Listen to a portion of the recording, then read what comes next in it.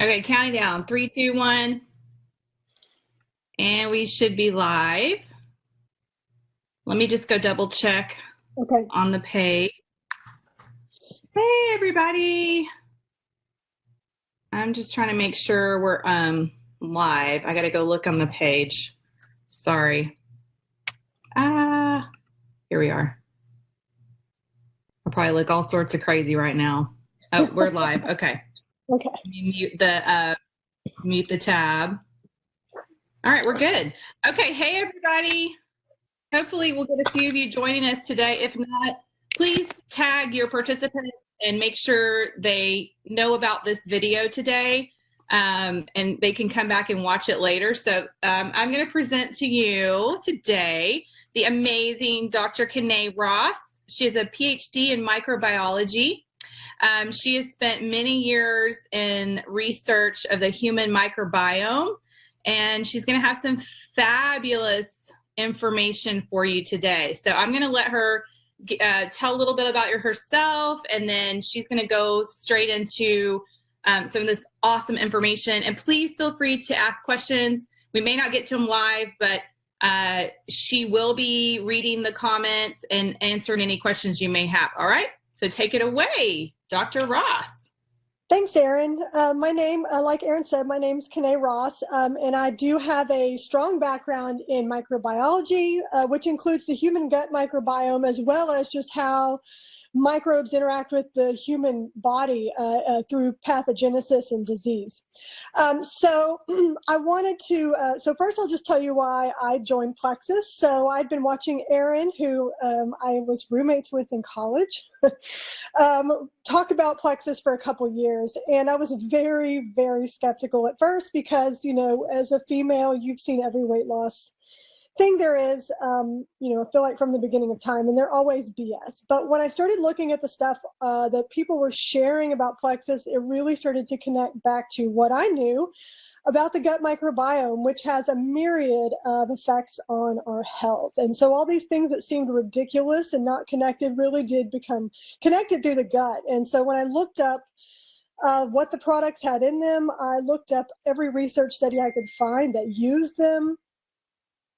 And sorry, someone's texting me. And I looked up the strains in the probiotic, et cetera, and I was very, very impressed with the ingredients and the claims they were making, which were, you know, very subdued. They weren't making outrageous claims about, you know, health benefits that are not, you know, that are not achievable.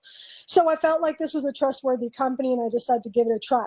I also put the probiotic in the lab and grew the strains in the anaerobic chamber to make sure the probiotic was alive. Because honestly, with a lot of the over-the-counter probiotics, the number one problem is that the stuff you get isn't viable. So you take it, it gets into your stomach, it's already dead by the time it gets there, or the number of you know, bacteria that are living by the time they get in your body are so small it's not going to make a difference. So I wanted to make sure that at least the probiotic they were selling was alive, and sure enough it was. And I wanted to make sure it grew in an anaerobic environment because that's what our colon predominantly is. So that's pretty much, after that I decided to use Plexus. I love it. I've got tons of energy. My gut is healthy. I have no sugar cravings. I literally tell people I wander around the kitchen looking for stuff to eat at night out of habit, but I don't eat anything because nothing sounds good. So I couldn't say more about these products, particularly the triplex. And I'm very impressed with Plexus and how they have tried to really, you know, make products to treat the gut microbiome, which is really shown to be connected to so much stuff. So do you want me to just start talking about some of the other stuff? Okay, so I thought I would start out a little bit with, you know, what the gut microbiome does. So our gut is composed of trillions of microbes. That includes bacteria and other types of fungi. And how these bacteria communicate with each other as well as us affects our health. So they secrete a lot of molecules through their life. They take the food that we eat, they digest it further, and as a byproduct, they release these molecules we call metabolites. Those can directly interact with our nervous system through the vagus nerve or vagal nerve that runs from the gut to the brain. They can get absorbed into the layer of your skin and into the bloodstream and interact with our body that way. And when the gut microbiome becomes unbalanced because it's a ratio of a bunch of different families of microbes in there, and you want that ratio to be what we think is a healthy ratio. I'm not going to go into those strains today, but we want a healthy ratio of microbes down there. When that gets off, the metabolites that are produced by that dysbiosis, as we call it, can cause us to have disease and different types of health problems. So that's how the gut seems to have an effect on many parts of the body that aren't touching the gut. Other things that the gut microbiome do is strengthen the gut intestinal barrier. They make the mucus, or they stimulate our cells to make mucus that lines our colon. I know it sounds gross, but this is important for preventing absorption of toxins and things like that. So the gut microbiome, when it's healthy, helps us improve our gut function as well as our immune system, which is where most of our immune system is stimulated, is through the gut. It also directly interferes or talks with our nervous system through the vagus nerve, which of course is the gut-brain axis. It can also secrete compounds into our blood system, which can then go to our brain as well. And our nutrition influences our gut microbiome, our antibiotic use, preservatives. All of these things are going to alter the gut microbiome, impact it in a negative way. And over time, it just builds up to where your gut microbiome may not be a healthy population of microbes. It takes a lifetime to get where we are with these foods and our medicines, which people need to use. I'm certainly not down on antibiotics. I'm for correct use of them. But they take a toll on our gut, and it's going to take a while to fix that. And that includes probiotics, prebiotics, and a good diet. And I think Plexus really helped me get on a better diet because it reduced all my sugar and snacking cravings, because I'm too lazy to do it on my own, frankly. And then you feed your body with prebiotics, which basically, which we have now in our new Slim. There's a great fiber in there. This basically acts as a fertilizer. It helps enhance growth of the bacteria that have beneficial properties. They secrete anti-inflammatory molecules. Inflammation can, of course, disrupt all kinds of our functions, and inflammation and overstimulation of the immune system in some ways can also talk to the brain. So this is how you can have dysbiosis in the gut, triggering and overstimulating the immune system. The immune system has its own communication with our brain. So that's one way in which dysbiosis can alter brain function.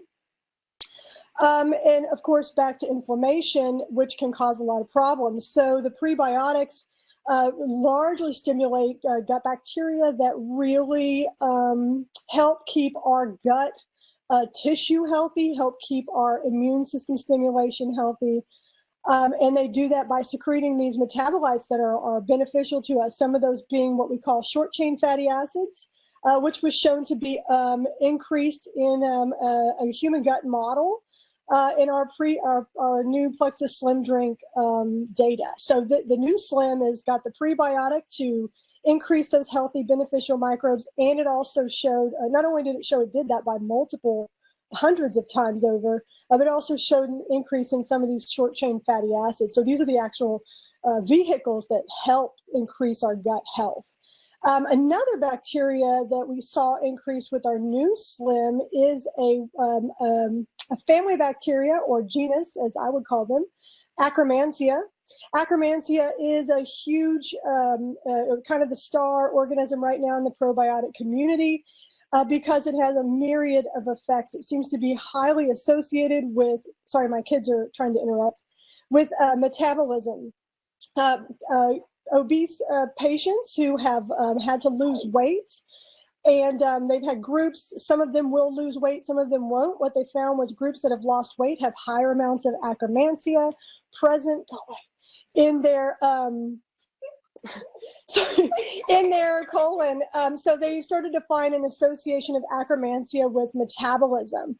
In animals, they show that when they treat animals with Akkermansia, that they show increased weight loss and better metabolism.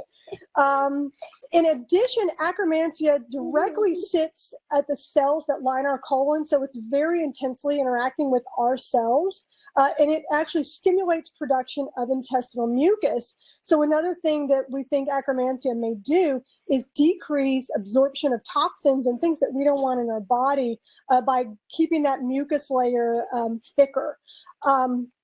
So Akkermansia is a great bacteria. I could give a podcast on that all by itself.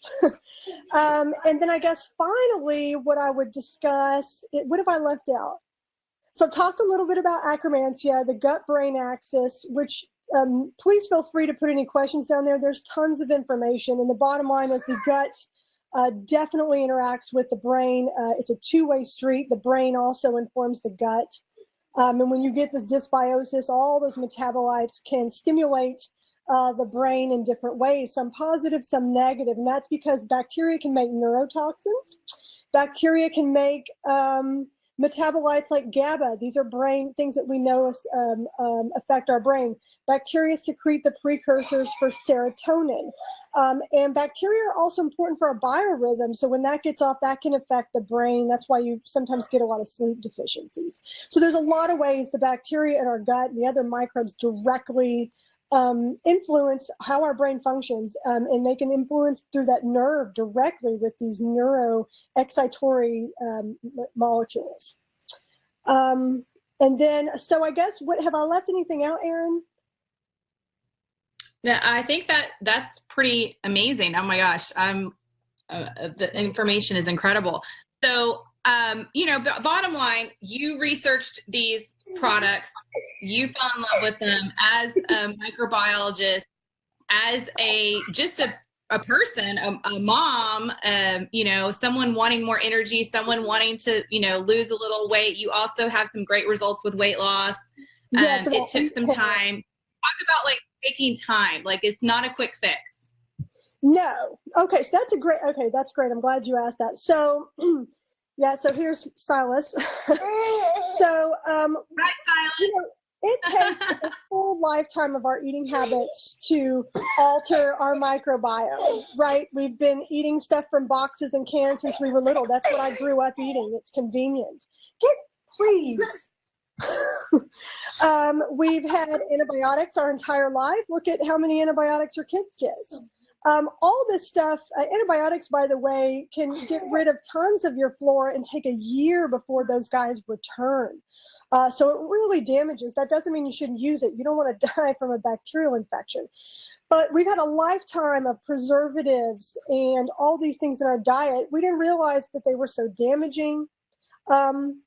And so it has taken a long time to change this. Can you change your microbiome with diet alone? Absolutely, but it's going to take a very, very long time.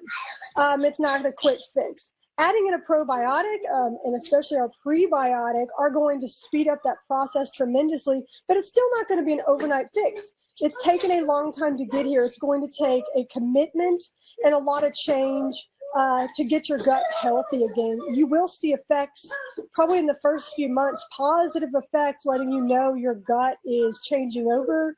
Hopefully your gut's getting rebalanced to a better ratio of good bacteria. Not to say that they're bad bacteria so much in there. It's just when they're out of balance, they do things we don't want them to do. So we want to get that balance back. So they're secreting the molecules that help us, and that will take time.